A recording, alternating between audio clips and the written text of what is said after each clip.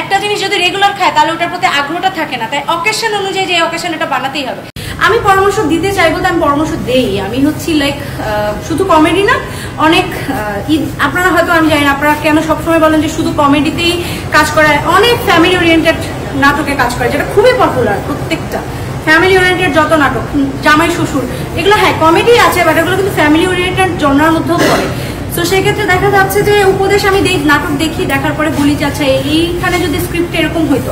মাঝে মধ্যে আবার ও ড্রাইভ করে, আমি স্ক্রিপ্টও করে দিই, তখন আবার বলি যাচ্ছে এইখানে এটা শুনতে বাস্তব লাগতেছে না, কেমন জানি লাগতেছে, ভাল লাগতেছে না, তখন হচ্ছে ওইটা আবার ডিরেক্টরের সাথে আলোচনা করে। তো যেই জায়গা থেকে যতটুকু সাহায্য করা দরকার, সুবিধা হয় আমি করি। নবাবী সেমাই আমি বানাই, সেটা প্রত্যেকবার আমাকে অকেশনে। ও আবার বিষয়টা কি, একটা জিনিস যদি রেগুলার খায় তাহলে ওটার প্রতি আগ্রহটা থাকে না, তাই অকেশন অনুযায়ী যে অকেশন এটা বানাতেই হবে। এবং প্রত্যেকবার স্পেশালি আমার নবাবী সেমাইটা ওর খুবই পছন্দ হয়।